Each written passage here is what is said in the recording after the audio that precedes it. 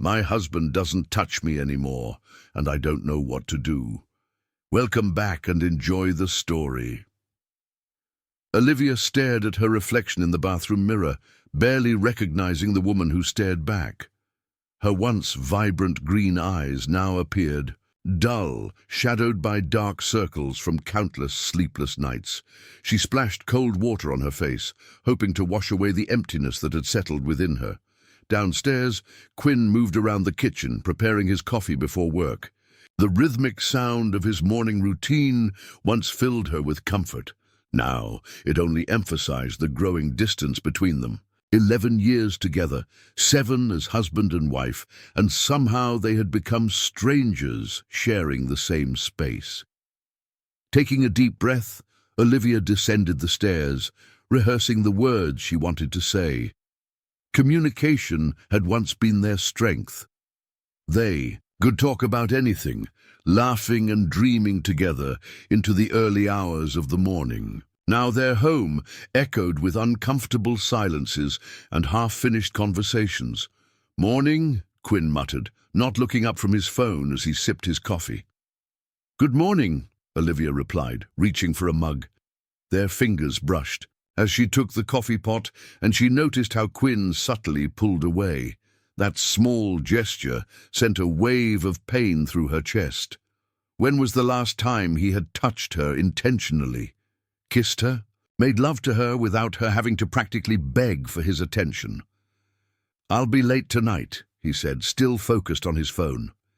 "Meeting with the Henderson account." Olivia nodded, swallowing the lump in her throat. "Quinn, can we talk?" "About us?" His shoulders tensed visibly. "I've got to get to work, Liv. Can it wait?" It had been waiting for months. Their marriage had been waiting, suspended in this painful limbo. 5 years of fertility treatments, 2 failed rounds, of IVF, the crushing weight of Quinn's mother's death 2 years ago. All of it had been building, layer upon layer of unprocessed grief and disappointment, until Quinn had finally broken their shared dream 3 weeks ago. "I'm content not being a dad," he had told her, his voice flat and emotionless. The words had hit her like a physical blow, stealing her breath. After 5 years of doctor's appointments, hormone treatments, scheduled intimacy, and shared tears over negative pregnancy tests, he was simply done. "Sure," she said now, forcing a smile. "It can wait." Quinn nodded, grabbed his briefcase, and headed for the door. No goodbye kiss, no "I love you." Just the sound of the door closing behind him, leaving Olivia alone with her coffee and the shattered remnants of what they once were. She placed her mug on the counter, untouched, and pulled out her phone. Opening their text conversation, she saw their last exchange from yesterday, practical information about picking up dry cleaning. No heart emojis, no inside jokes. Nothing that indicated they were anything more than roommates coordinating household tasks. Olivia's thumb hovered over the keyboard. What could she possibly say to bridge this chasm between them? "I miss you. I love you. Do you still want me?" Instead, she put the phone down and leaned against the counter, letting the tears she'd been holding back stream down her face. The kitchen was filled with memories. Quinn lifting her onto the counter for a passionate kiss after they closed.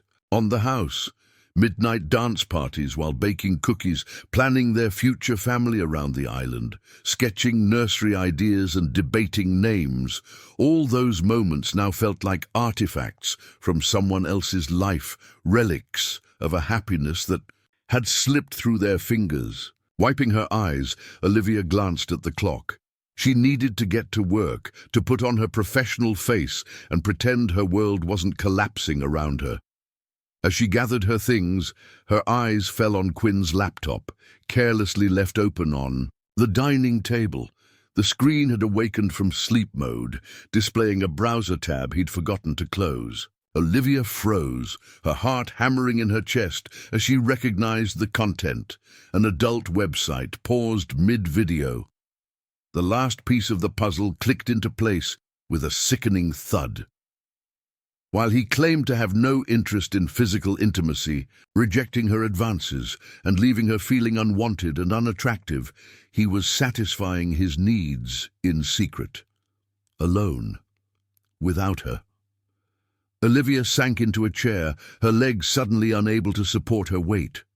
She felt hollow, gutted by this discovery, not because of the content itself, but because of what it represented. Quinn was still a sexual being, just not with her anymore, the ultimate rejection. Her phone buzzed with a calendar reminder. A meeting in 30 minutes. The real world continued turning, indifferent to her crumbling marriage. Get it together, she whispered to herself, straightening her shoulders. She would go to work, she would function, and tonight somehow they would have to face this growing chasm between them. Their marriage depended on it. As she drove to work, Olivia's mind raced with questions she couldn't answer. How had they gotten here?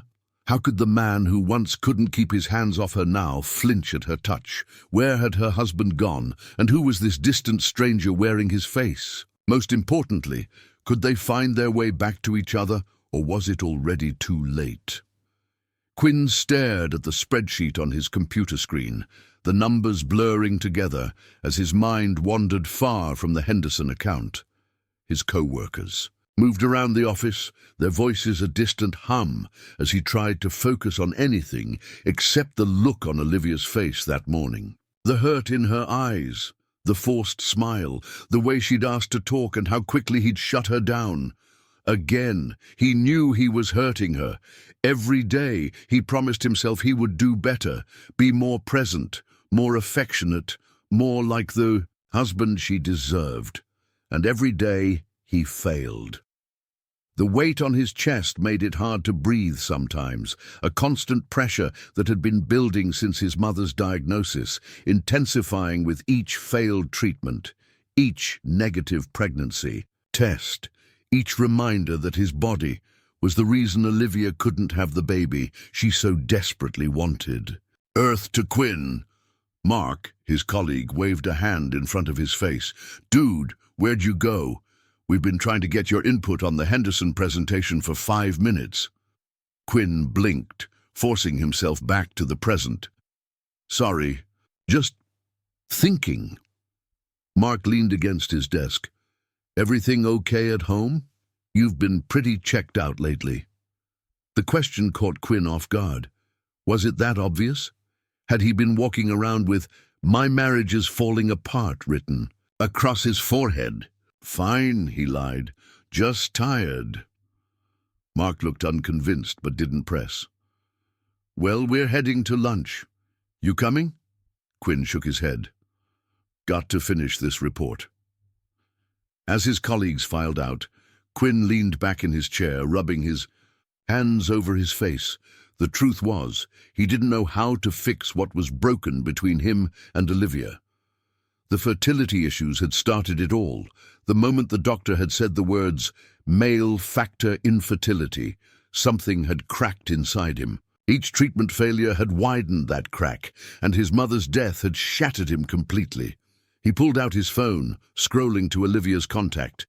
In his photo folder was a picture from their wedding day, Olivia laughing, her head thrown back, radiant in her joy, as he twirled her around the dance floor.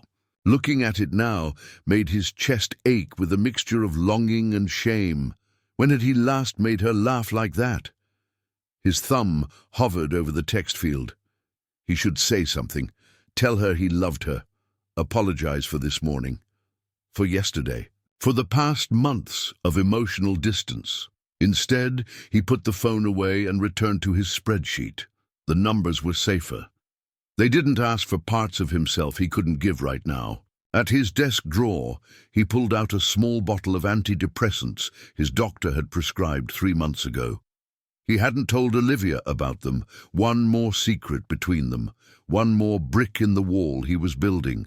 He swallowed a pill dry, wishing it could fix more than just his brain chemistry, wishing it could make him the man Olivia had married, confident, passionate, whole.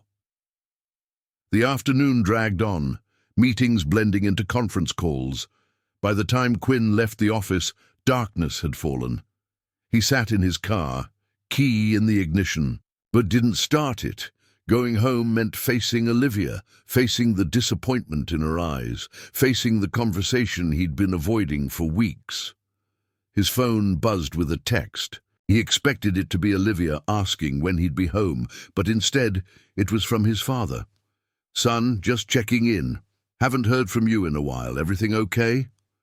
Quinn stared at the message, guilt washing over him. He'd been avoiding his father too, unable to face the grief they shared over his mother's absence.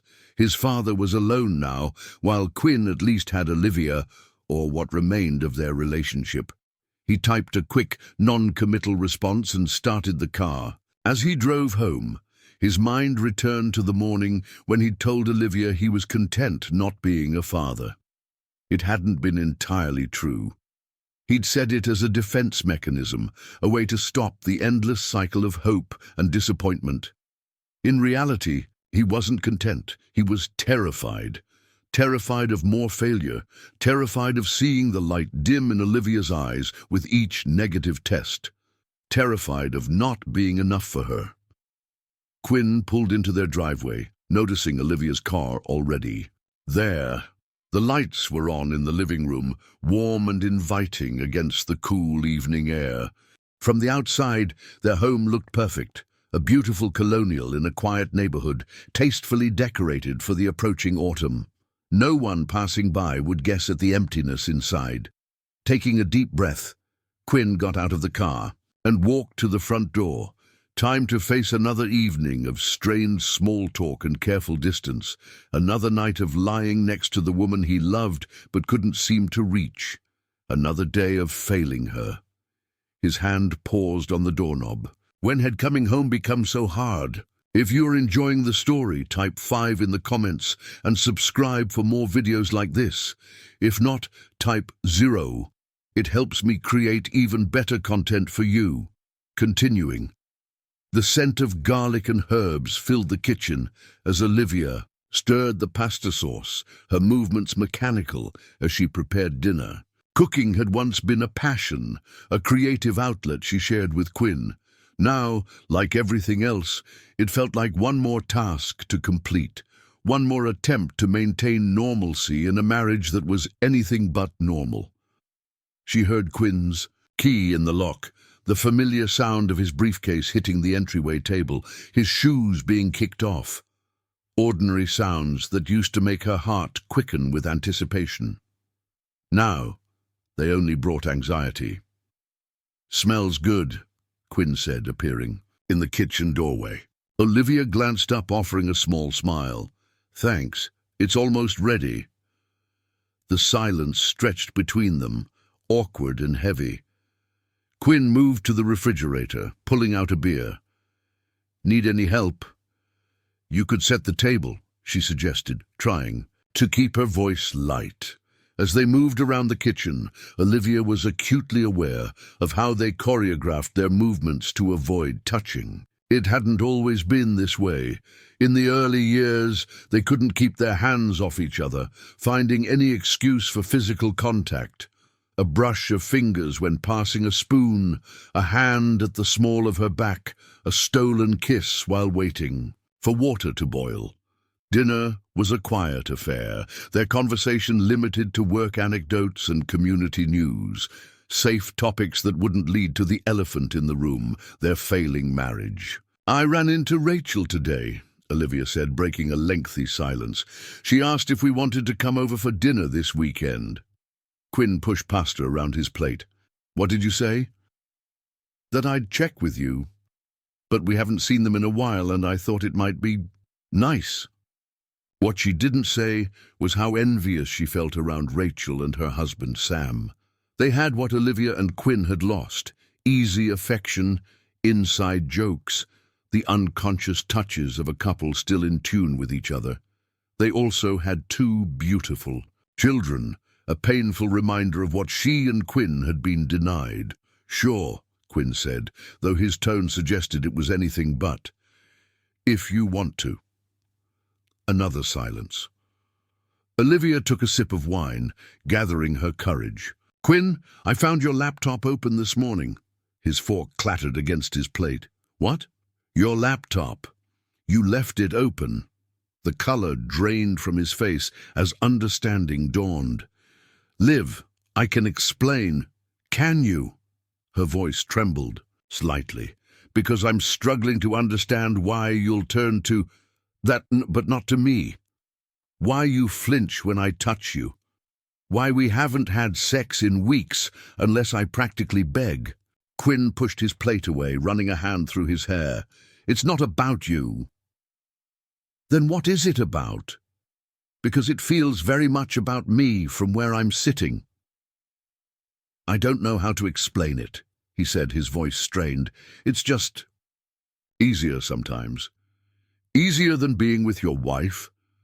The hurt in her voice was palpable. "No, that's not—" Quinn sighed heavily. "It's complicated, Liv." "Then uncomplicate it for me."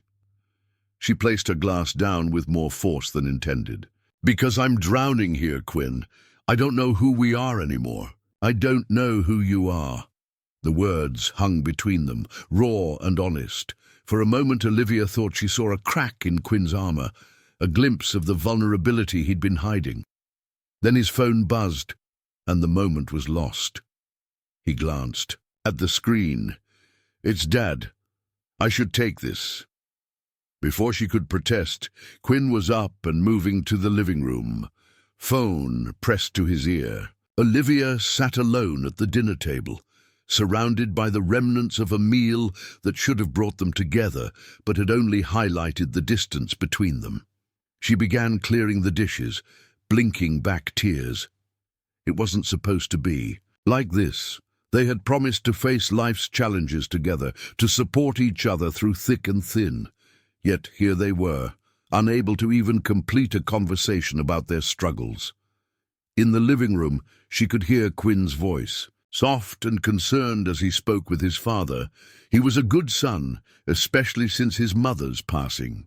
Seeing the way he stepped up for his father had made Olivia love him even more, even as he seemed to be slipping away from her. By the time Quinn returned to the kitchen, Olivia had cleaned up and was wiping down the counters. "Everything okay? With your dad?" she asked. Quinn nodded. "He's just lonely. Thinking about Mom a lot lately." "You should invite him over for dinner sometime," Olivia suggested. "I miss him too." A shadow crossed Quinn's face. "Yeah, maybe." Another dead, and another conversation that wouldn't go deeper. Olivia felt fatigue settle into her bones, the exhaustion of constantly trying to reach someone who seemed determined to remain unreachable. "I'm going to take a bath," she said, needing space to collect herself. Quinn nodded, already reaching for his laptop. "I've got some work to finish up." Upstairs, Olivia ran the hot water, adding lavender oil, a small luxury to soothe her frayed nerves. As she sank into the tub, she let the tears come, silent and hot against her cheeks. She couldn't remember the last time she'd felt truly happy. The constant strain of trying to conceive, the scheduled sex that felt more like a medical procedure than an act of love, the devastating failures, and now this emotional chasm between them. She thought about the other women in her life, friends, colleagues, her sister. From the outside, they probably envied her. Quinn was handsome, successful, and by all outward appearances, devoted. Their home was beautiful, their careers were thriving. No one would guess that beneath the surface they were drowning. As the bathwater cooled, Olivia made a decision. She couldn't continue like this, pretending everything was fine, while her heart broke a little more each day.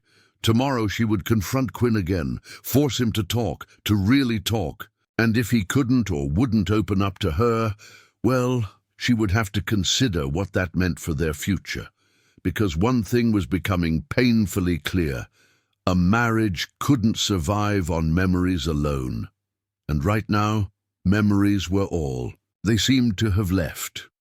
The office was quiet as Tamara, Olivia's best friend and colleague, closed the door to the small conference room where they often took lunch together.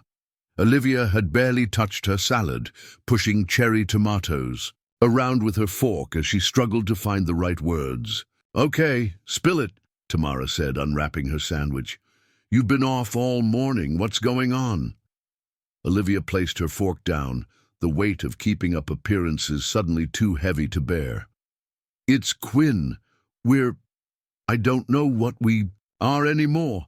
Tamara's expression softened. "The fertility stuff?" "That's part of it," Olivia admitted. "But it's more than that now. He's shut down completely. We barely talk, never touch. I can't remember the last time he kissed me without me initiating it. Have you talked to him about it?" "I've tried. He either changes the subject or gives me vague reassurances that never lead to actual change." Olivia lowered her voice. "And yesterday I found out he's been satisfying himself while completely rejecting me." Tamara reached across the table, squeezing Olivia's hand. "Oh, honey, I'm so sorry. That must feel terrible." The simple gesture of compassion nearly undid Olivia. It had been so long since she'd felt a genuine human connection, even if it was just her friend's hand over hers. "I don't know what to do, Tam. I love him so much it physically hurts, but I can't keep living like this.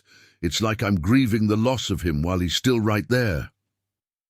Tamara considered this, her eyes thoughtful. "Have you considered therapy for both of you?" Olivia sighed. "We're already drowning in medical debt from the fertility treatments. Adding therapy bills seems impossible right now." "There are options," Tamara suggested.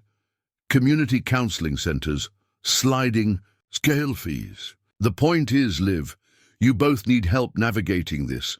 Quinn has been through so much, the infertility diagnosis, losing his mom. Men often don't know how to process grief and shame. They shut down instead. But I've been there for him through all of it. I've never once blamed him for the fertility issues. I held his hand at his mother's funeral. I've supported him every step of the way. And now, when I need him, he's gone." The hurt in her voice reflected months of silent suffering, of needs unmet and connection lost. "You have supported him," Tamara agreed, "but sometimes professional help is needed, especially with grief that deep. And Liv," she hesitated, "have you considered that maybe it's not just about the infertility or his mom? Could there be something else going on?" Olivia stiffened. "Like what? I don't know. Depression, maybe? Financial stress? Work problems he hasn't shared?" The possibility had crossed Olivia's mind. Quinn had always been the strong one, the steady rock in their relationship. Seeing him struggle was unfamiliar territory. "Maybe," she conceded, "but how am I supposed to help if he won't talk to me?" "You create space for him to open up," Tamara suggested, "without pressure or expectation. And you take care of yourself in the meantime. You matter too, Liv." Olivia blinked back tears. "I just want my husband back." "I know. And I believe he wants to find his way back to you too. He's just lost right now." As they finished lunch, Olivia felt a small spark of hope ignite within her. Maybe Tamara was right. Maybe Quinn was dealing with more than she realized, and perhaps with the right approach, he might finally open up. Back at her desk, Olivia's phone buzzed with a text from Quinn. "Can we talk tonight?" 4 simple words that made her heart race. Was he finally ready to have the conversation they so desperately needed? Or was this about something else entirely? She typed back, "Yes, I'll be home by 6. The rest of the afternoon crawled by, Olivia's mind churning with possibilities. By the time she headed home, she had rehearsed a dozen different scenarios in her head, trying to prepare for whatever conversation awaited her. As she pulled into their driveway, she noticed Quinn's car already there. He was home early, something that hadn't happened in months. Olivia's stomach tightened with nervous anticipation as she walked to the front door. Inside, she found Quinn in the kitchen, cooking dinner. The scene was so unexpected, so reminiscent of happier times, that Olivia froze in the doorway. "Hey," Quinn said, looking up from the stove. "Hope you're hungry. I'm making that risotto you like." Olivia set her bag down slowly, trying to read his expression. "What's the occasion?" Quinn stirred the risotto, not meeting her eyes. "Do we need an occasion?" "These days? Kind of, yeah." He nodded, acknowledging the truth in her words. "I thought we could use a nice dinner for our talk." Olivia moved to the refrigerator, pulling out a bottle of wine. "Should I be worried?" "No," Quinn said quickly. I'm not." He sighed, frustrated with his inability to find the right words. "Let's just eat first, okay?" Olivia nodded, pouring wine for both of them.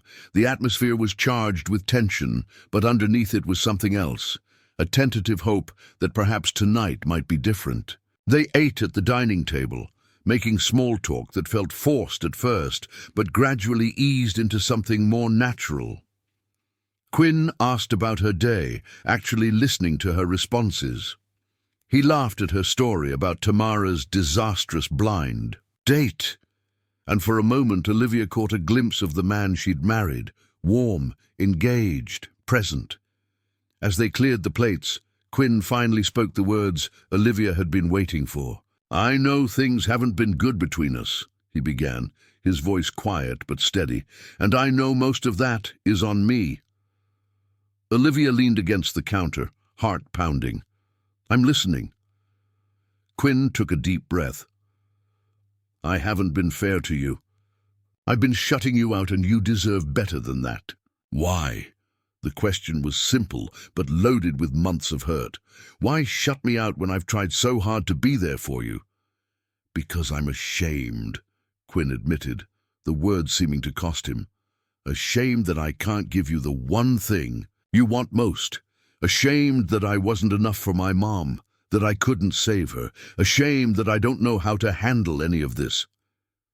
Olivia moved closer, not touching him yet, but reducing the physical distance that mirrored their emotional one.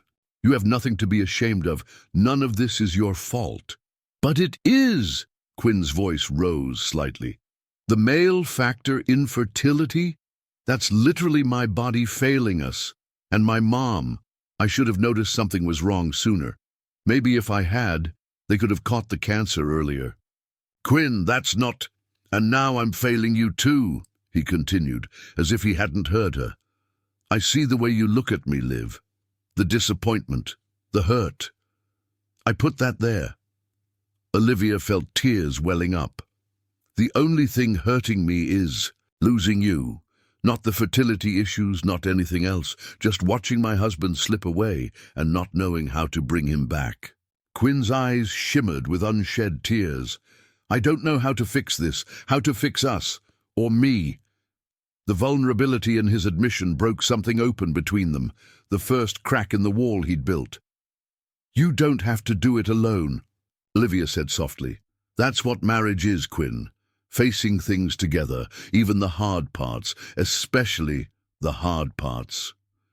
Quinn nodded, a tear finally escaping to trail down his cheek. "I'm going to try. I promise. I need you to be patient with me. It wasn't a solution. It wasn't even a clear path forward. But it was honesty. The first real connection they'd shared in months. Olivia reached out, taking his hand in hers. When Quinn didn't pull away, she felt a trembling hope rise within her. "I can be patient," she assured him. "As long as we're trying together." Quinn squeezed her hand, the simple gesture conveying what words couldn't yet express. They stood in their kitchen, hands clasped, the first tentative step taken on a long road back to each other. But as Olivia would soon discover, one honest conversation was just the beginning. The journey ahead would test them in ways neither could anticipate, forcing them to confront truths they'd both been avoiding and choices that would define their future, together or apart. Have you ever experienced a moment in your relationship when communication completely broke down? Comment below with your thoughts. The weekend dinner with Rachel and Sam loomed large in Olivia's mind as she stood in front of her closet, deliberating over what to wear. It would be their first social outing as a couple since Quinn's confession in the kitchen 3 days ago. That conversation had been a breakthrough of sorts, but the days following had brought a mix of tentative progress and familiar setbacks. Quinn was trying. She could see that. Small gestures like a text during the day, or a brief touch on her shoulder as he passed, but there remained a guardedness to him, as if he was afraid to fully lower his defenses. And while they'd begun to talk more, certain topics, particularly anything related to their fertility struggles or future family plans, remained firmly off-limits. "The blue one," Quinn said from the doorway, startling her from her thoughts. Olivia turned, surprised to find him watching her. "The blue one! The dress! You always look beautiful in that one." The compliment, so casually offered, caught her off guard. When was the last time Quinn had commented on her appearance, had noticed her at all in that way? "Thank you," she said, taking the blue dress from its hanger. As she changed, she felt Quinn's eyes on her, another small sign that perhaps something was shifting between them. The drive to Rachel and Sam's was quiet, but not uncomfortable. Quinn reached across the console to take her hand briefly, giving it a gentle squeeze before returning to the steering wheel. These moments kept Olivia's hope alive, small indications that the man she'd married was still there, trying to find his way back to her. Rachel greeted them at the door with enthusiastic hugs, ushering them inside, where Sam was mixing drinks in the kitchen. Their home was warm and inviting, filled with family photos and children's artwork. Olivia felt the familiar pang as she spotted new pictures of their 2 young sons, now prominently displayed on the living room wall. "The boys are with my parents tonight," Rachel explained, following Olivia's gaze. "They send their love, though. Tyler still talks about the puppet show you put on for his birthday." Olivia smiled, remembering how she and Quinn had spent hours creating sock puppets and a makeshift theater for their godson's 4th birthday. Quinn had been so natural with the children, so full of laughter and playfulness. It had been before. Their fertility struggles began in earnest, before disappointment became their constant companion. Dinner was pleasant, the conversation flowing more easily than Olivia had anticipated. Sam and Quinn fell into a discussion about basketball, while she and Rachel caught up on work and mutual friends. It felt almost normal, a reminder of what their social life had been like before grief and infertility had shrunk their world. "How about a game of cards?" Sam suggested after dinner, as they moved to the living room with coffee and dessert. As they played, Olivia found herself relaxing, genuinely enjoying the evening. Quinn seemed more animated than he had in months, laughing at Sam's jokes, and even placing his arm casually around her shoulders at one point. The weight that had been crushing her began to feel just a bit lighter, until Rachel, refilling their wine glasses, asked the question that shattered the illusion of normalcy. "So, are you two still trying for a baby? Any progress with the treatments?" The room went still. Olivia felt Quinn tense beside her, his arms slipping from her shoulders. The easy atmosphere evaporated in an instant. "Actually, we're taking a break from all that right now," Olivia said quickly, trying to smooth over the sudden tension. Rachel nodded sympathetically. "That makes sense. It can be so overwhelming. Sam's cousin went through IVF 3 times before it worked. Now they have twin girls. That's great for them," Quinn said, his voice tight. He stood abruptly. "Sam, didn't you want to show me that new grill you got?" The men disappeared to the backyard, leaving Olivia and Rachel alone. Rachel gave her a questioning look. "Did I say something wrong?" Olivia sighed, setting down her cards. "It's complicated right now. Quinn's struggling with the whole fertility journey. We both are." Rachel reached over, squeezing Olivia's hand. "I'm sorry. I shouldn't have brought it up." "It's fine. You didn't know." Olivia hesitated, then added, "Actually, Quinn told me recently he's content not being a dad. After 5 years of trying, he's just done." Rachel's eyes widened. "Wow, that's a big shift. How do you feel about that?" "Honestly, I don't know. Part of me is heartbroken. I've wanted to be a mother for so long, but another part—" Olivia's voice dropped. "Another part wonders if maybe it would be a relief to stop trying, to stop orienting our entire lives around something that keeps causing us pain." It was the first time she'd voiced this thought aloud, and saying the words brought a strange mixture of guilt and liberation. "There's no right or wrong way to feel," Rachel assured her.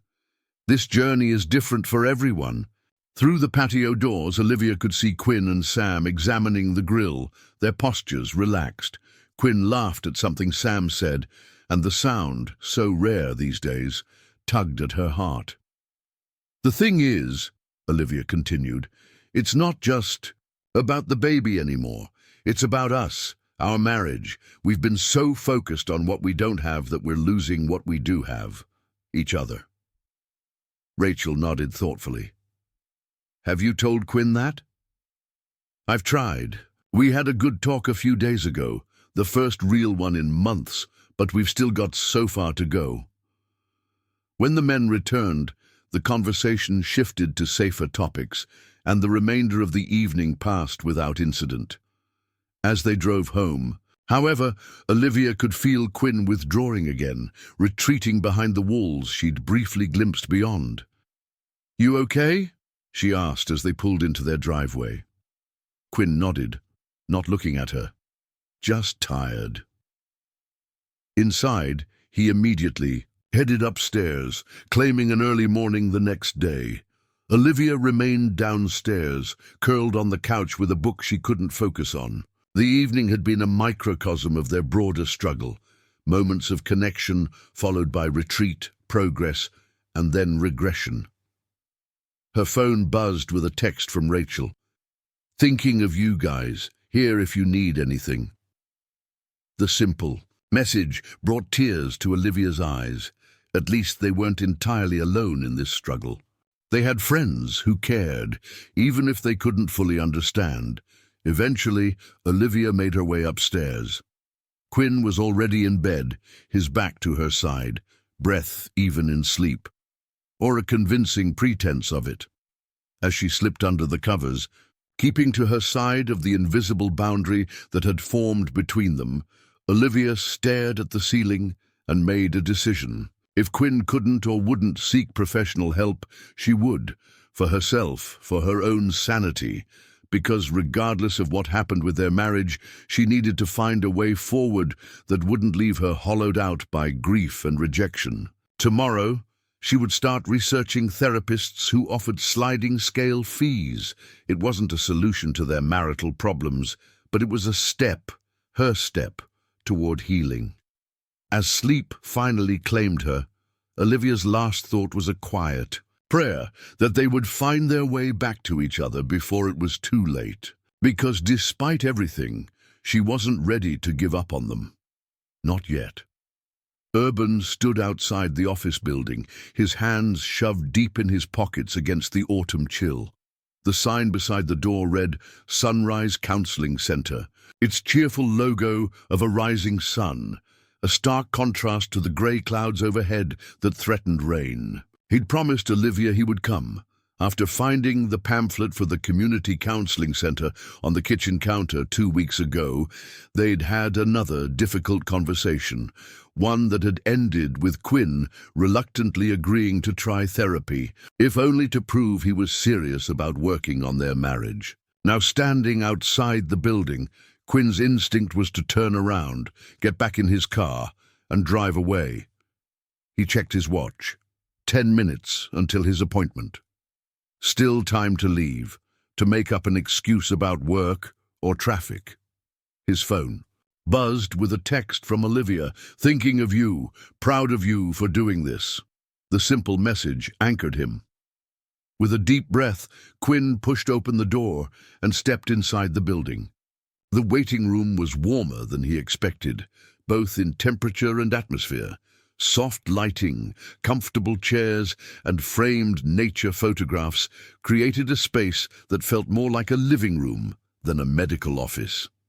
A receptionist looked up from her computer, offering a kind smile. Quinn Taylor, for Dr. Veronica Wright. Quinn nodded, signing in and taking a seat. His knee bounced nervously as he waited, glancing occasionally at the other people in the room. A young woman with red-rimmed eyes, an elderly man flipping through a magazine, a couple sitting close together, hands clasped. Were they all here? For the same reasons he was: grief, relationship problems, the weight of failures they couldn't escape. Mr. Taylor, a woman with silver-streaked black hair, appeared in the doorway. "I'm Dr. Wright. Please come in." Quinn followed her into a small office lined with bookshelves. Dr. Wright gestured to a comfortable armchair across from her own. "First time in therapy?"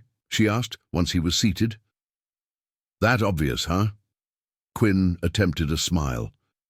"It's normal to be nervous," she assured him. "Why don't we start with what brought you here today?" Quinn stared at his hands, the words suddenly caught in his throat. Where could he possibly begin? With his mother's death? The infertility diagnosis? The growing distance between him and Olivia? "My wife," he finally said. "She thinks we need help. Our marriage is struggling." Dr. Wright nodded, her expression neutral but attentive. "And what do you think?" "I think—" Quinn hesitated.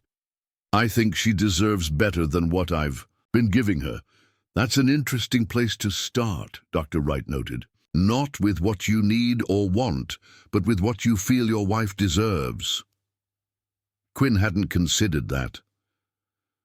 "I guess I just want her to be happy." "And what about your happiness, Quinn? Does that matter too?" The question caught him off guard. When was the last time he'd even considered his own happiness? It had been so long since he'd felt anything beyond the grinding weight of failure and loss. "I don't know," he admitted. "I don't know what would make me happy anymore." Dr. Wright leaned forward slightly. "That's something we can explore together. But first, I'd like to understand more about what's happening in your marriage. Can you tell me what's changed?" For the next 45 minutes, Quinn found himself talking more openly than he had in months. He told Dr. Wright about his mother's illness and death, about the infertility diagnosis and failed treatments, about the growing distance between him and Olivia. With each admission, something shifted inside him, not healing exactly, but a loosening of the tight knot that had formed in his chest. "It sounds like you're carrying a lot of shame," Dr. Wright observed as their session drew to a close. "Shame. About the infertility, about your grief, about your struggles as a husband. That's a heavy burden to bear alone." Quinn nodded, unable to deny the truth in her words. "For next week, I'd like you to pay attention to your shame triggers. Moments when you feel that sense of not being enough or having failed in some way. Just notice them without judgment. Can you do that?" "I'll try," Quinn promised. As he left the counseling center, Quinn felt oddly lighter, as if having named his shame had somehow diminished its power. He wasn't fixed, far from it, but for the first time in a long while, he felt a glimmer of hope that perhaps he wasn't permanently broken either. On the drive home, his thoughts turned to Olivia. She had been so patient, so steadfast despite his emotional withdrawal. The least he could do was try, really try, to meet her halfway. He made a spontaneous detour, stopping at a florist shop near their home. The woman behind the counter smiled as he entered. "Can I help you find something?" Quinn hesitated. "Flowers," seemed simultaneously too small a gesture and too overt a symbol. I'm not sure. My wife and I were going through a rough patch. I want something that says, I'm trying, I'm here. The florist nodded thoughtfully. Roses are traditional, but maybe too cliché for what you're expressing. How about these? She gestured to a display of vibrant purple and blue blooms. Iris and delphinium. Iris symbolizes hope and faith, while delphinium represents an open heart and attachment. Together, they make a beautiful statement about new beginnings. Quinn nodded, appreciating both the aesthetics and the symbolism. That's perfect. At home, he found Olivia in their home office, focused on her laptop. She looked up as he entered, surprise registering on her face at the bouquet in his hands. These are for you, he said, extending them toward her. The florist said they symbolize an open heart. Olivia stood slowly, taking the flowers. They're beautiful, Quinn. Thank you. Her voice was soft, cautious. How was the session? Harder than I expected, but good, I think.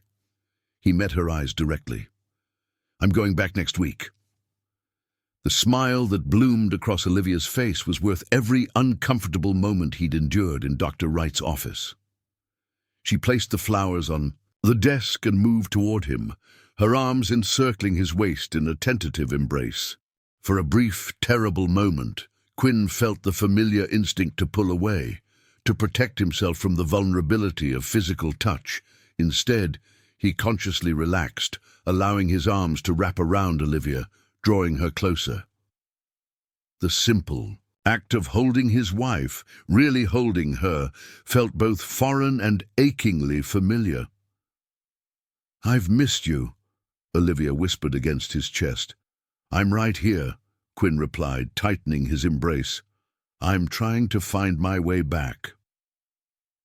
Olivia sat in the waiting room of her own therapist's office, flipping through a magazine without really seeing the pages. 3 weeks had passed since Quinn's first therapy session, and while small changes were evident, more communication, occasional moments of physical affection, they still hadn't addressed the larger issues looming over their marriage.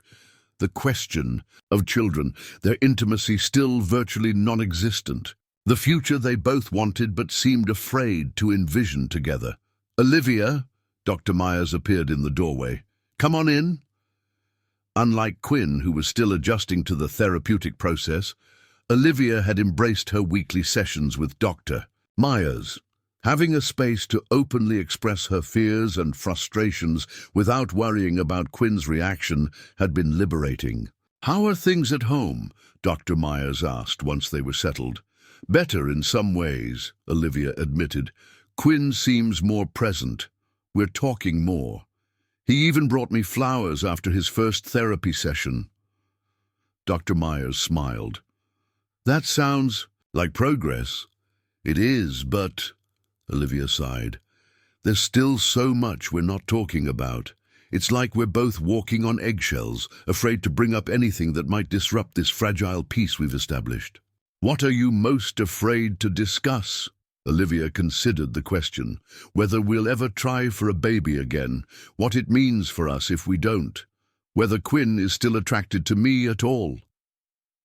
The last admission brought heat to her cheeks. We haven't been intimate in almost 2 months, and before that it was, mechanical, for the treatments. Dr. Myers nodded, her expression compassionate but neutral. Have you told Quinn how important physical intimacy is to you? Not directly. I've tried initiating, but he usually has an excuse. He's tired or has an early morning. After a while, the rejection becomes too painful to keep risking. Intimacy issues are common after infertility struggles, Dr. Myers observed. For men especially, there can be a complex tangle of emotions, failure, pressure, the disconnect between sex for pleasure and sex for conception. Olivia nodded. I understand that intellectually, but emotionally, it still feels like rejection. Of course it does. Your needs matter too, Olivia. Have you considered a joint session, a space where you could both address these more difficult topics with professional support? The idea had crossed Olivia's mind, but she'd hesitated to suggest it, worried Quinn would see it as adding pressure. Do you think he'd be open to that? You won't know unless you ask, Dr. Myers pointed out gently. From what you've shared, Quinn is making efforts. He's attending his own therapy. He's showing small signs of reconnection. Perhaps he's more ready than you realize to take another step forward. As Olivia drove home that evening, she contemplated Dr. Myers' suggestion. A joint therapy session could provide the structured environment they needed to navigate their most difficult conversations. But would Quinn see it as an ambush, another demand he couldn't meet? She found him in the kitchen, preparing dinner, another small change in their routine. Before his therapy began, Quinn had rarely cooked, leaving most household tasks to Olivia as he retreated into work or solitary activities. "Something smells amazing," she said, setting her bag down on the counter. Quinn glanced up, offering a small smile. "Just a stir-fry, nothing fancy." He hesitated, then added, "How was your session?" The simple question, his acknowledgement of her therapy, warmed something inside her. Good. Challenging, but good. She took a deep breath. "Actually, Dr. Myers suggested something I wanted to talk to you about." Quinn's hands stilled momentarily, before resuming their task of chopping vegetables. "Oh?" She thought it might be helpful if we did a joint session sometime, not replacing our individual therapy, just a space where we could talk about some of the harder stuff together. She waited, watching Quinn's profile for signs of resistance. His jaw tightened slightly, but he didn't immediately reject the idea. "What kind of harder stuff?" he asked finally. Olivia leaned against the counter, choosing her words carefully. "The things we've been dancing around, our future, whether we'll try for a baby again, our physical relationship." Quinn set down the knife, his eyes meeting hers. "You're unhappy with our physical relationship." It wasn't a question, but Olivia answered anyway. "I miss you, Quinn. I miss the way we used to be together, the closeness, the passion." A flush crept up Quinn's neck. "I know I've been distant." "It's not about blame," Olivia hurried to add. "I just think having that conversation with someone to help guide us might make it easier for both of us." Quinn was quiet for a long moment, returning to his chopping with methodical precision. Just as Olivia began to fear she'd pushed too hard, he spoke. "I'll think about it," he said, his voice low but not dismissive. "The joint session." It wasn't a yes, but it wasn't a no either. Olivia nodded, accepting this middle ground. "Thank you." They ate dinner at the kitchen island, the conversation shifting to safer topics: work, a movie they wanted to see, plans for the weekend. As they cleaned up afterward, Quinn surprised her by suggesting they watch a show together, rather than retreating to separate activities, as had become their norm.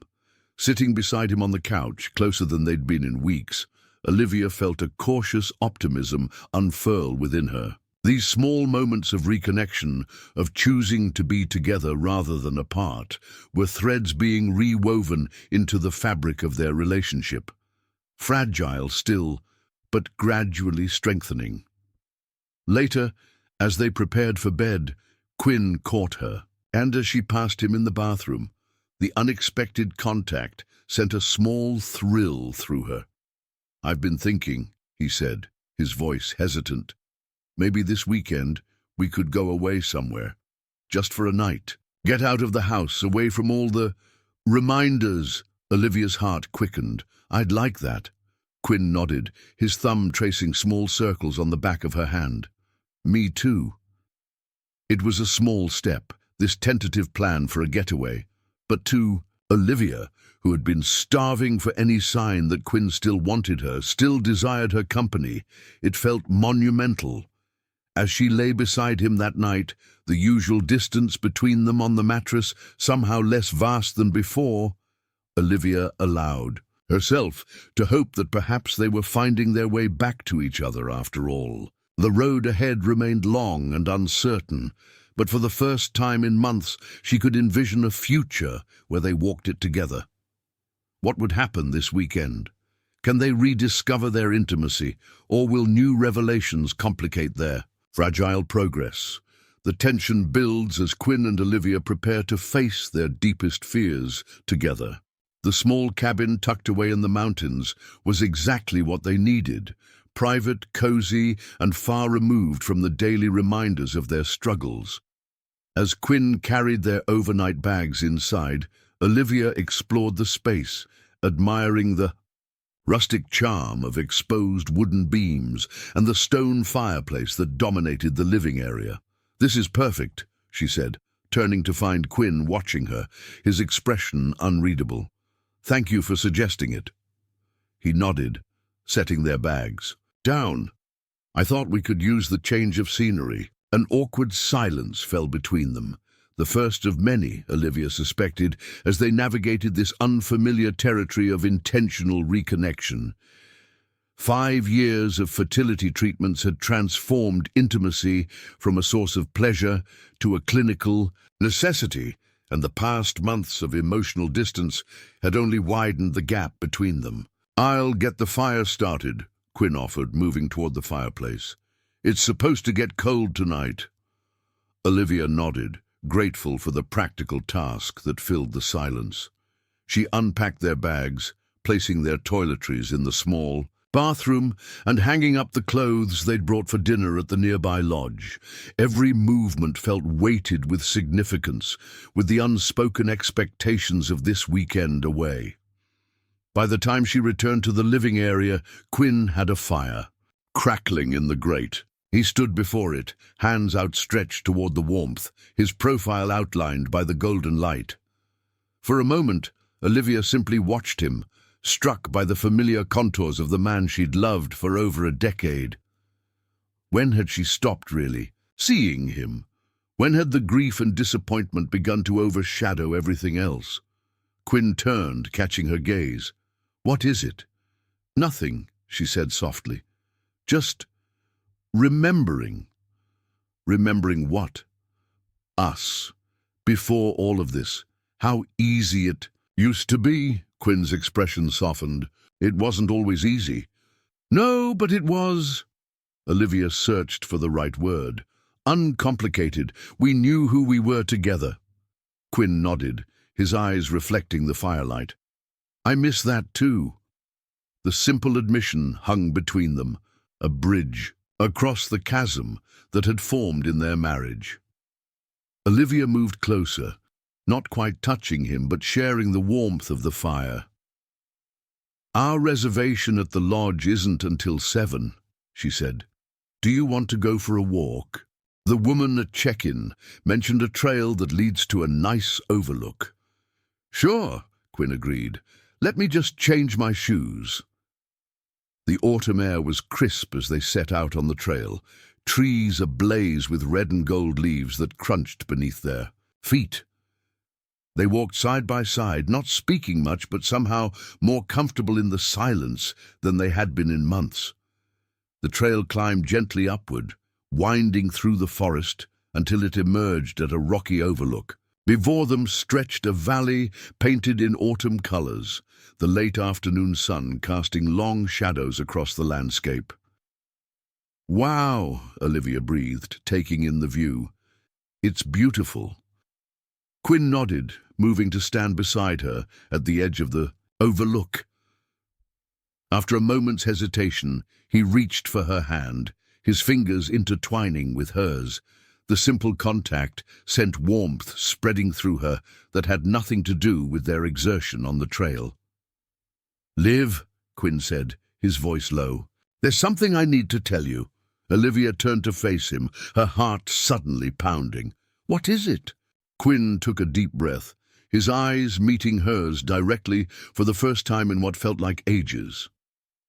"I've been seeing a psychiatrist, not just the therapist. Dr. Wright referred me about 2 weeks ago. This wasn't what Olivia had expected. Okay. I've been diagnosed with depression, Quinn continued. It started after Mom died, but the fertility stuff made it worse. The psychiatrist prescribed medication. I've been taking it for about 10 days now.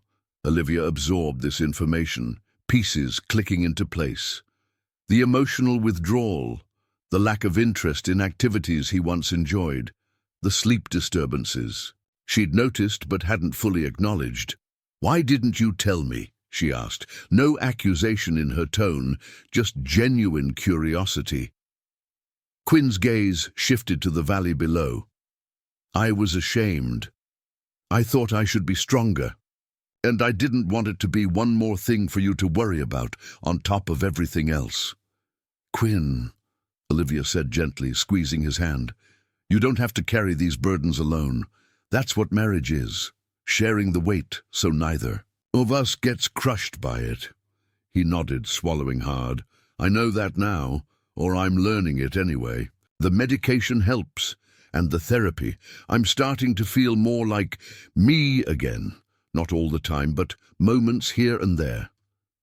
"I'm glad," Olivia said sincerely, "and I'm proud of you for getting help. That takes courage." Quinn looked at her then, his eyes suspiciously bright. "I'm trying to find my way back to you, Liv. I don't know if I'll ever be the man I was before all this, but I'm trying to be someone who deserves you." The vulnerability in his admission moved Olivia deeply. Standing there on the mountaintop, the world spread out before them. She felt something shift between them, a clearing of the air, a tentative step toward reconnection. "I don't need you to be who you were before," she said softly. "I just need you to be here now, with me, whatever that looks like." Quinn's free hand rose to cup her cheek, his touch gentle as if she might break, or as if he might. "I'm here," he promised. As the sun began its descent toward the horizon, they stood together on the overlook, hands entwined, sharing a moment of genuine connection that felt both familiar and entirely new. The small restaurant at the lodge was dimly lit, candles flickering on each table, creating pools of golden light that gave the space an intimate atmosphere. Olivia watched Quinn across the table, noticing the way the candlelight accentuated the angles of his face, the way his eyes seemed clearer somehow, more present than they had been in months. Their conversation over dinner flowed more easily than she had dared to hope, memories of early dating years mingling with cautious plans for the future. They carefully skirted the most painful topics: fertility treatments, Quinn's mother, the months of emotional distance, by unspoken mutual agreement. Tonight was about remembering what had drawn them together in the first place, not rehashing what had driven them apart. "Do you remember our first real date?" Quinn asked, a small smile playing at the corners of his mouth. "When I tried to impress you with that French restaurant?" Olivia laughed, the sound surprising her with its authenticity. "And you couldn't pronounce anything on the menu, so you just pointed at random." "I ended up with snails," Quinn groaned, and tried to pretend. "I ordered them on purpose. You were so determined to eat them, even though you looked like you were going to be sick after each one." Quinn's smile widened. "I wanted you to think I was sophisticated. Little did I know you'd already seen through me." "I liked that you tried so hard," Olivia admitted, "and that you were willing to make a fool of yourself to impress me. It was endearing." Their eyes met across the table, the shared memory creating a bridge across the months of disconnection. Quinn reached across the table, his hand covering hers. "I never stopped wanting to impress you, you know," he said softly. "Even when everything else got muddled, I just forgot how to show it." Olivia turned her hand beneath his, their palms meeting. "You don't have to impress me, Quinn. You just have to be here, present, with me." "I'm trying," he promised, as they walked back to their cabin after dinner, the night air crisp and fragrant with pine. Quinn's arm slipped around Olivia's waist. A casual intimacy that had once been second nature, but now felt like a precious gift. She leaned into him, savoring the warmth of his body against hers. Inside the cabin, the fire had burned down to glowing embers. Gwyn added another log, stirring the fire back to life, while Olivia poured them each a glass of wine from the bottle they'd brought. Sitting together on the small sofa before the fire, they fell into comfortable conversation, the wine loosening, their inhibitions just enough to allow honesty without fear. "I've missed this," Olivia admitted, gesturing between them. "Just being together, talking, touching." Gwyn nodded, his eyes reflecting the firelight. "Me too, more than I realized until now." A comfortable silence fell between them. Olivia studied Gwyn's profile, the familiar contours of his face that she had loved for so long. The urge to touch him, to bridge the final distance between them, was nearly overwhelming. As if sensing her thoughts, Gwyn turned to meet her gaze. The look in his eyes, longing mixed with uncertainty, mirrored her own emotions. "Liv," he said softly, "I want to be close to you again, but I'm afraid." "Afraid of what?" she asked, her voice equally soft. "Of disappointing you, of not being able to respond the way I want to." A flush crept up his neck. "The depression, the medication, they can affect things. Dr. Myers said it's common, but," understanding dawned, "Gwyn, this isn't about performance, it's about connection. Being together again, whatever that looks like right now." Gwyn's hand found hers, his thumb tracing circles on her palm. "I don't want to let you down. Not again." Olivia set her wineglass aside, turning to face him fully. "The only way you could let me down is by not trying, by keeping me at arm's length." She leaned forward, resting her forehead against his. "I miss my husband, all of him, the good days and the bad." Gwyn's breath hitched, his free hand rising to cup her cheek. "I miss my wife. I miss us." The admission, simple but profound, broke something open between them. When Gwyn's lips met hers, tentative at first, then with growing confidence, Olivia felt as if she could finally breathe again after months of suffocation. Their reconnection was not without awkward moments. Too much time had passed, too many. Hurts accumulated, but there was a tenderness to their exploration, a deliberate care that was in its own way more intimate than the passionate encounters of their early years. They relearned each other's bodies with the patience of lovers who understood that this moment was about far more than physical release. It was about finding their way back to the core of what bound them together. Afterward, lying in each other's arms before the dying fire, Olivia traced patterns on Gwyn's chest, her head resting in the crook of his shoulder. "Thank you," Gwyn murmured, pressing a kiss to the top of her head. "For what?" "For not giving up on me, on us, when it would have been easier to walk away." Olivia propped herself up on one elbow, looking into Gwyn's eyes. "I won't pretend I didn't think about it," she admitted, "when things were at their worst. But the thing is, Gwyn, I still love you. Through all of it, that never changed." Gwyn's arms tightened around her. "I love you too, even when I couldn't show it, couldn't feel much of anything." That was the one constant. As they drifted towards sleep, entwined in a way they hadn't been in months, Olivia felt a sense of cautious hope unfurling within her. One weekend couldn't heal all the wounds their marriage had sustained. The larger questions about their future, about children, about the life they would build together, remained unanswered. But they had taken the first crucial step. They had chosen each other, chosen to try again, and for tonight that was enough. The familiar sound of Gwyn's key in the lock no longer filled Olivia with dread or resignation. In the 6 weeks since their weekend away, they had been slowly rebuilding their relationship, brick by careful brick. Not back to what it had been, Both understood that was impossible after all they'd experienced, but towards something new, perhaps even stronger for having been tested so severely. "I'm home," Quinn called, the simple phrase carrying more weight than it once had. Olivia moved from the kitchen to greet him, accepting the brief kiss he offered. Such gestures of affection, once rare enough to be noteworthy, had gradually become part of their daily routine again. "How was your day?" she asked, returning to the stir-fry she was preparing. "Good, actually. The Henderson account finally signed the contract." Quinn washed his hands at the sink, then reached for a bell pepper, beginning to slice it without being asked. This, too, had become part of their new normal, sharing tasks, occupying the same space comfortably. "That's great. You've been working on that for months." Quinn nodded, his movements practiced as he diced the pepper. "How about you? How was the consultation?"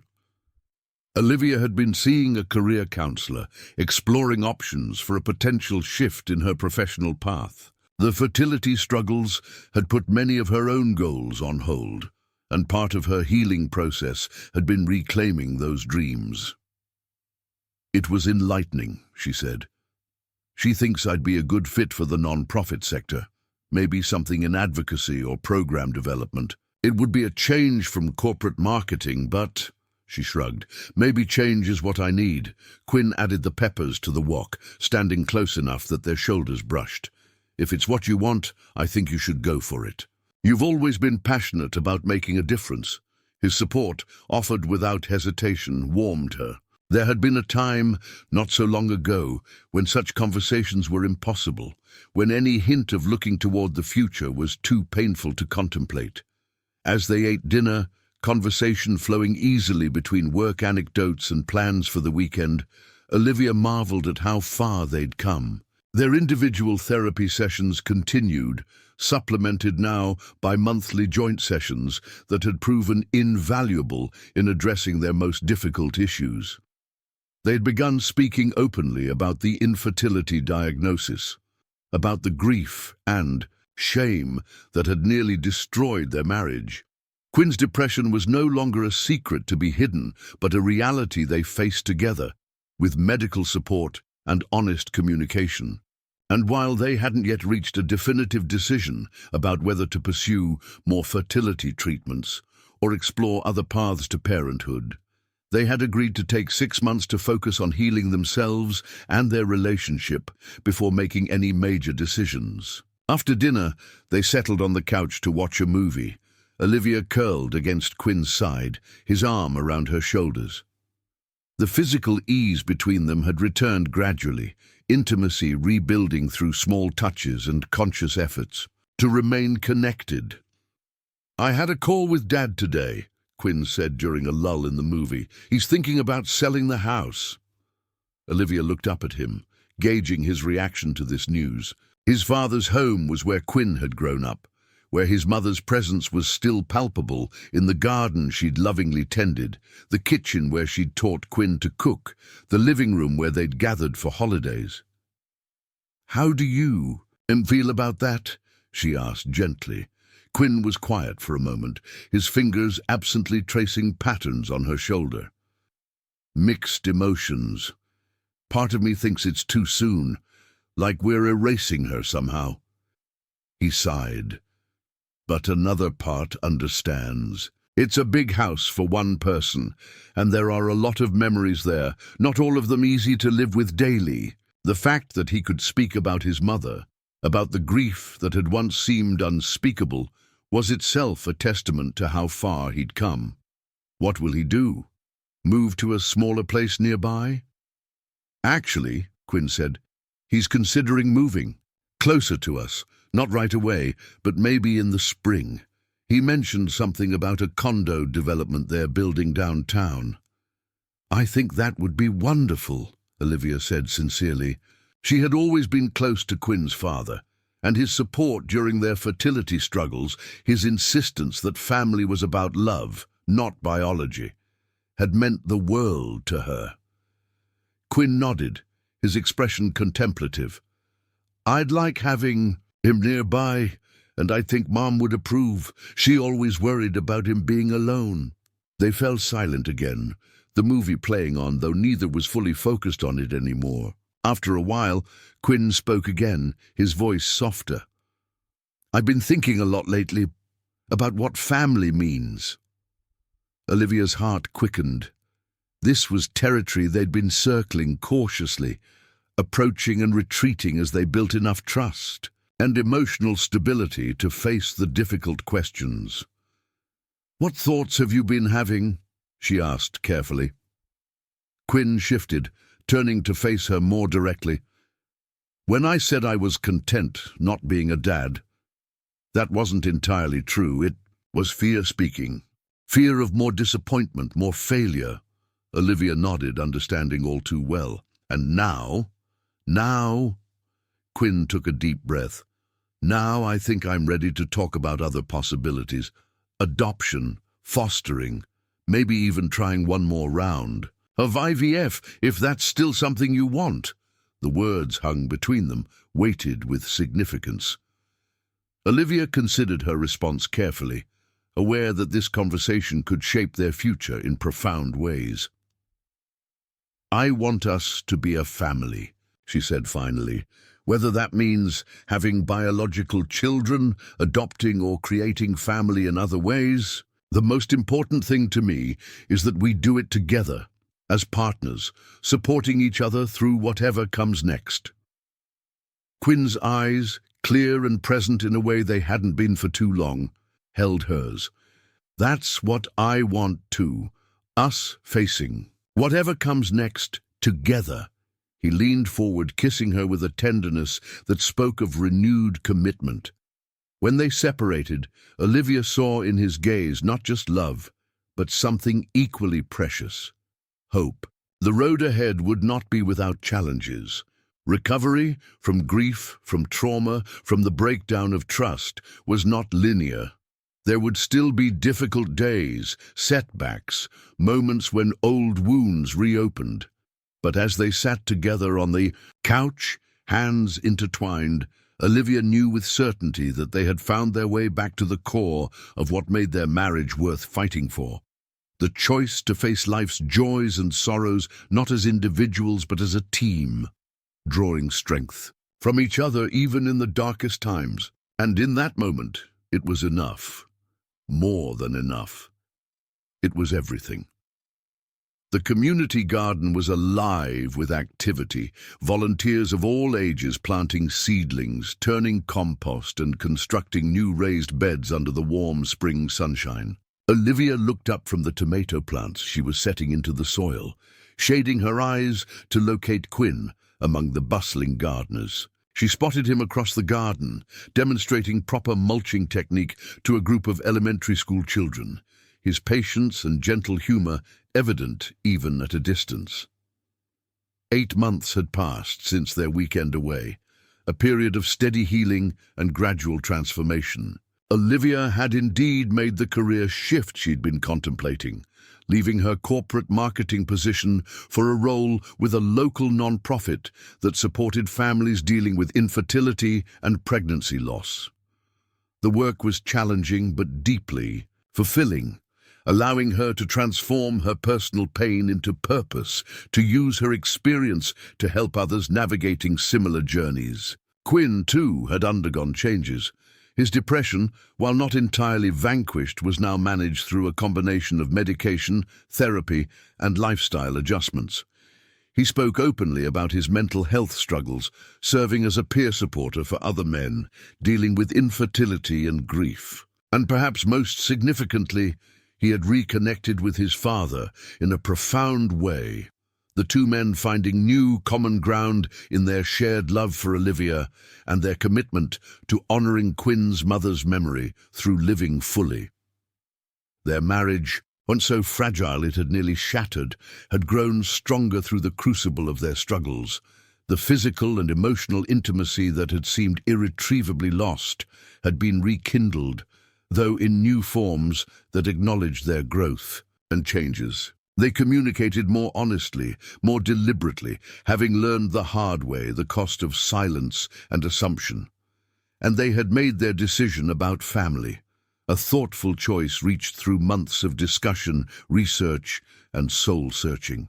Next week, they would attend their first orientation for foster to adopt, the first step in opening their home and hearts to children who needed stability, love, and permanence.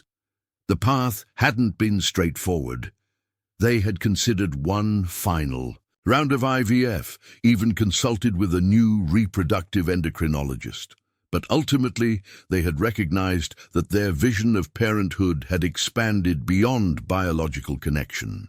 The children, who would one day call them Mom and Dad, might not share their DNA, but they would share their lives, their values, their love. And that, they had decided, was what truly constituted family. Quinn caught Olivia's gaze across the garden, offering a warm smile before returning his attention to the children surrounding him. Watching him with the kids, Olivia felt a swell of emotions: love, pride, anticipation for the future they were building together. He would be a wonderful father. She had always known that. And now, after everything they had endured, that dream was closer to reality than ever before. "He's a natural with the kids," observed Ursula, the garden coordinator, coming to stand beside Olivia. Olivia nodded, smiling. "He always has been. You two looking to volunteer for the summer children's program? We could use some dedicated adults to lead small groups." "Maybe," Olivia said, considering the idea. "We're actually starting the foster-to-adopt process soon, so I'm not sure what our schedule will look like," Olivia explained. "But I'll talk to Quinn about it. It might be good practice." Ursula beamed. "That's wonderful news. You two will make fantastic parents." The simple vote of confidence warmed Olivia's heart. There had been a time when such comments would have cut like a knife, each well-meaning affirmation of their parental potential, a reminder of what they couldn't have. Now, the words brought only anticipation and a quiet certainty that they were on the right path, even if it wasn't the one they had originally envisioned. As the garden session wound down, Quinn made his way to Olivia's side, his hands dirty, but his face alight with satisfaction. "The kids planted an entire bed of sunflowers," he reported, wrapping an arm around her waist. "They named each seed. Apparently we'll be meeting Sparkles, Rocket, and Princess Sunbeam in about 2 weeks." Olivia laughed, leaning into his embrace. "Despite the dirt. Sounds like you had fun." "I did," Quinn admitted. "Kids have this way of making everything an adventure." They walked toward the garden entrance, Quinn's arm still around Olivia's waist, their steps naturally falling into sync. Another couple approached, pushing a stroller, and Olivia recognized Rachel and Sam with their youngest. "Hey there," Rachel called, waving enthusiastically. "We were hoping we'd run into you too."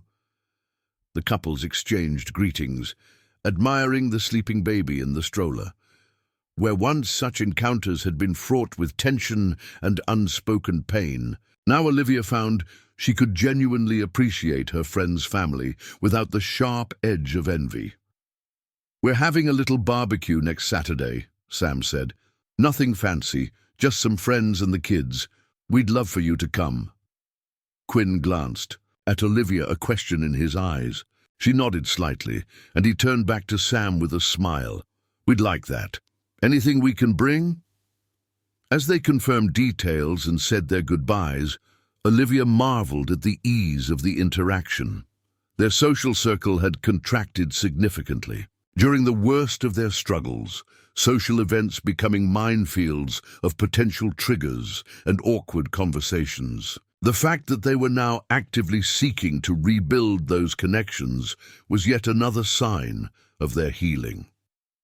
Walking to their car, hands intertwined, Olivia voiced the thought that had been forming throughout the day. "I think we're ready." Quinn squeezed her hand. "For the orientation next week?" "For all of it," she clarified. "Becoming parents, moving forward, whatever comes next."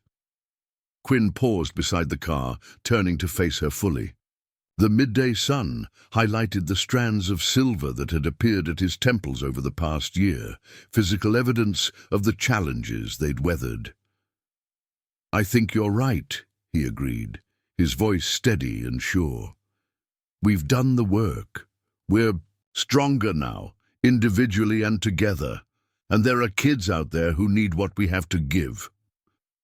Olivia studied his face, the face she had loved through 11 years of joy and heartbreak, triumph and devastating loss. The face that had been closed to her during their darkest days, but now stood open, vulnerable, present. "Remember when you said you were trying to find your way back to me?" she asked softly. Quinn nodded, his eyes never leaving hers. "I think we've both found our way to something better," Olivia said. "Not back to who we were before, but forward, to who we needed to become. Together." Quinn's smile, genuine, unguarded, was the only confirmation she needed. He drew her close, kissing her in the middle of the community garden parking lot, unconcerned with who might see this public display of affection. When they separated, he rested his forehead against hers, a gesture that had become their private shorthand for connection. "I love you, Liv. More now than ever." "I love you too," she replied, the words simple but profound in their truth. May drive home was comfortable, filled with easy conversation about garden projects, the upcoming orientation, Quinn's father's planned visit the following month. Ordinary topics that now felt extraordinary in their normalcy, in the absence of the tension that had once saturated even their most mundane interactions. At home, as they moved around the kitchen preparing a late lunch, Quinn's phone rang. He checked the caller ID and answered, putting it on speaker so he could continue washing vegetables. "Hey, Dad, you're on speaker with Olivia." "Hello, you two." Walter's warm voice filled the kitchen. "Sorry to call on a Saturday, but I wanted to share some news. The condo I told you about, the one in your neighborhood. I put in an offer, and it was accepted this morning." Quinn's face lit up. "That's fantastic, Dad. When do you close?" 30 days. If all goes well with the inspection, I could be your neighbor by early summer." As Quinn and his father discussed logistics, Olivia felt a profound sense of rightness settle over her. Their family was expanding, not in the way they had originally planned, but in ways that felt organic and deeply meaningful. Walter moving closer, the foster-to-adopt journey they were beginning, the community they were building through the garden, their work, their renewed friendships. Later that evening, as they sat on their back porch watching the sunset paint the sky in vibrant oranges and pinks, Quinn took Olivia's hand, his expression thoughtful. "I had a moment today," he admitted, "when we were talking to Rachel and Sam, looking at their baby. Just a flash of that old pain, that feeling of why not us?" Olivia nodded, appreciating his honesty. "I think those moments will always come now and then. It's okay. The difference is," Quinn continued, "it didn't overwhelm me. I felt it, acknowledged it, and then it passed. And what remained was—" He paused, searching for the right words. "Gratitude for where we are now, for the family we're creating in our own way." Olivia leaned against his shoulder, understanding exactly what he meant. The grief hadn't disappeared entirely. Perhaps it never would. But it had transformed from a crushing weight that threatened to destroy them into something they could carry. Together, a part of their shared history that had ultimately led them to a deeper understanding of themselves and each other. "I was thinking," Quinn said after a comfortable silence, "about the spare bedroom. If we're going to welcome a child into our home, we should probably start preparing the space." The casual way he referenced their future as parents, not as a distant dream, but as an approaching reality, filled Olivia with joy. "What did you have in mind?" "Neutral colors, obviously, since we don't know who might be coming to us, but maybe some cool space-themed decals for the walls, bookshelves, a reading nook by the window." The eagerness in his voice, the genuine excitement about creating a welcoming space for a child who needed one. This was the Quinn she had always known was there, even during the darkest days when he seemed unreachable, I love that idea, she said. We could start this weekend if you want. Quinn nodded, his arm tightening around her shoulders. Let's do it. As night fell around them, stars appearing one by one in the darkening sky, Olivia reflected on the journey that had brought them to this moment. The pain had been real, devastating at times, nearly insurmountable. But so too was the healing, the growth, the renewed commitment to each other that had emerged from the ashes of their greatest disappointments. They had survived the crucible. More than survived.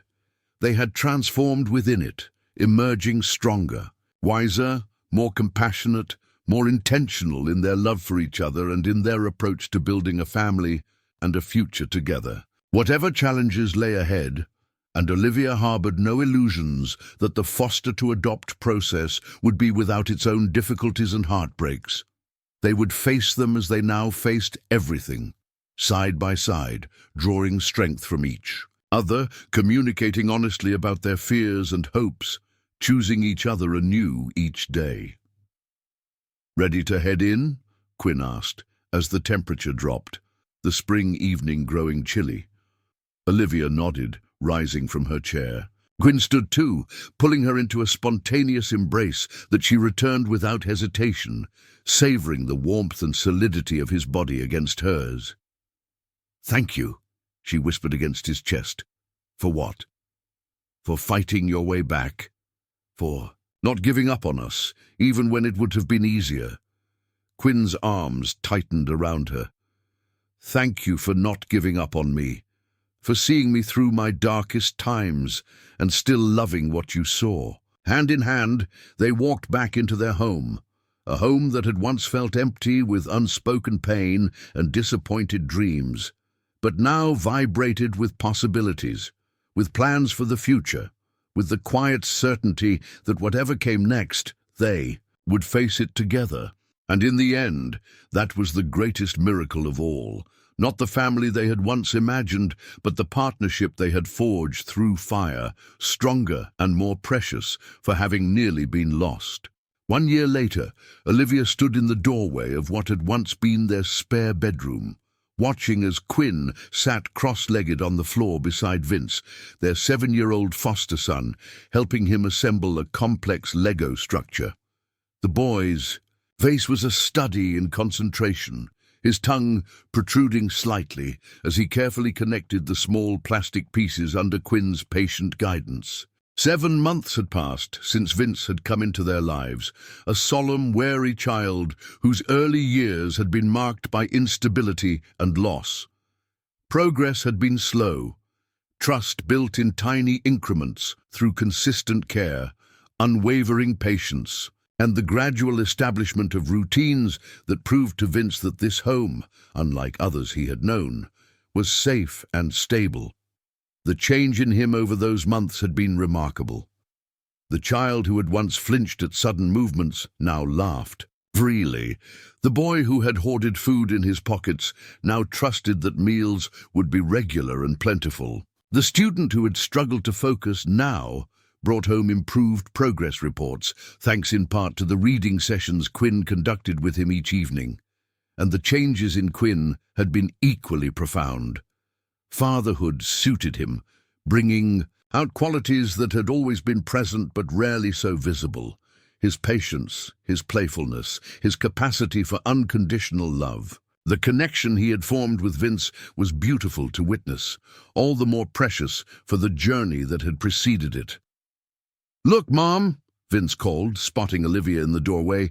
"We're building a space station." The word Mom, still, knew enough to send a thrill through her every time she heard it, brought a smile to Olivia's face. "It looks amazing," she said, entering the room to examine their creation. "Very scientific." "Dad says maybe we can build a rocket ship next," Vince reported, beaming at Quinn. "On that could go to the space station." "Absolutely," Quinn agreed. "Maybe this weekend." Vince nodded enthusiastically before returning his attention to the Lego model, his small fingers working with increasing dexterity to attach a satellite dish to the structure. Quinn looked up at Olivia, his eyes communicating volumes without a word being spoken. The love, the gratitude, the shared joy of the family they were building, not according to their original blueprint, but perhaps according to a better one. The path to this moment had not been straightforward.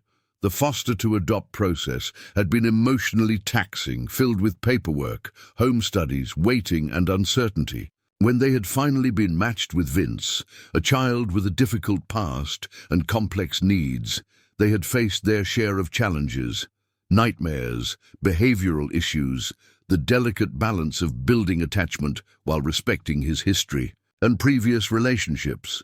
There had been moments of doubt, of exhaustion, of wondering if they were truly equipped to provide what Vince needed. But there had also been breakthroughs, triumphs, moments of connection that confirmed they were exactly where they were meant to be, doing exactly what they were meant to do. Now, adoption proceedings were underway, moving through the legal system at their measured pace. In a few months, Vince would officially, legally be their son, though in their hearts, that reality had already taken firm root. "Dinner's almost ready," Olivia said. "Grandpa Walter called. He'll be here in about 15 minutes.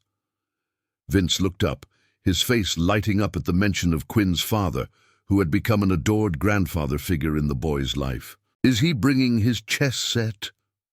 "I'm sure he is," Quinn assured him, ruffling Vince's hair affectionately. "You almost beat him last time." Vince scrambled to his feet, excited at the prospect of continuing the chess lessons that had become a special tradition between him and Walter. "I'll go wash up." As he darted from the room, Quinn rose more slowly, stretching out muscles stiff from sitting on the floor.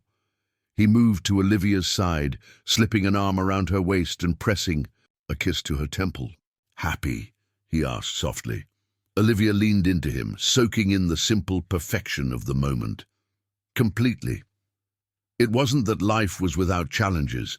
Parenting a child with a traumatic history required constant learning, adaptation, and occasional professional support. Their careers demanded time and energy. Quinn still had days when his depression flared, requiring additional self-care and sometimes adjustments to his medication. There were still moments when the ghost of their fertility struggles surfaced, triggered by a comment or a milestone that reminded them of the path not taken, but these challenges no longer defined them or their relationship. They had learned to face difficulties as a team, drawing strength from each other rather than turning away in times of stress. They had built a life rich in meaning and connection, grounded in the love that had sustained them through their darkest days, and now illuminated a future brighter than either had dared to imagine during those times. As they moved to the kitchen to finish preparing dinner, the sound of Vince's footsteps thundering down the hallway brought smiles to both their faces. This was their family, not the one they had once planned, but the perfect one for who they had become through their journey together. "I never thought I could be this happy again," Quinn admitted quietly, pausing in the task of setting the table. "After everything, I never imagined we'd find our way here." Olivia reached for his hand, understanding exactly what he meant. There had been a time when happiness, true, uncomplicated joy, had seemed permanently beyond their reach, when the weight of grief and disappointment had obscured any vision of a fulfilling future. "I think maybe we had to go through everything to get here," she said, "to become the people who could be what Vince needs, the people who could appreciate this life so completely." Quinn nodded, his eyes reflecting a depth of emotion that needed no words to convey. He drew her into his arms, holding her close as the sounds of their home, Vince's cheerful humming from the bathroom, the timer beeping on the oven, the distant ring of the doorbell announcing Walter's arrival, surrounded them. "I love you," he whispered against her hair, "more now than I ever thought possible." "I love you too," Olivia replied, the simple words containing the entirety of their journey, the pain and the healing, the loss and the discovery, the breaking apart and the coming together stronger at the broken places. As they separated to greet Walter and finish dinner preparations, Olivia carried the warmth of the moment with her. Their story hadn't ended with heartbreak after all. It had continued, evolving into something different, but infinitely precious. Something that could only have emerged from the crucible of their shared struggles, the courage to face painful truths, and the choice, made again and again through the darkest days, to find their way back to each other, no matter how difficult the path. In Vince's laughter as he greeted his grandfather, in Quinn's arm casually draped across her shoulders as they all moved to the dining room, in the comfortable chaos of family dinner conversation, Olivia found the answer to the question that had once seemed unanswerable. Where do we go from here? Forward, together, into a future built not in spite of their past, but because of it, shaped by every tear, every setback, every moment of courage, every choice to reach for each other rather, then retreat into isolation. A future defined not by what they had lost, but by what they had found. The capacity to transform pain into compassion, disappointment into wisdom, and broken dreams into new ones more beautiful than they could have imagined. Congratulations. Type 9 in the comments so that I know you stayed until the end with me. Thank you for watching, and until tomorrow's story on this same channel.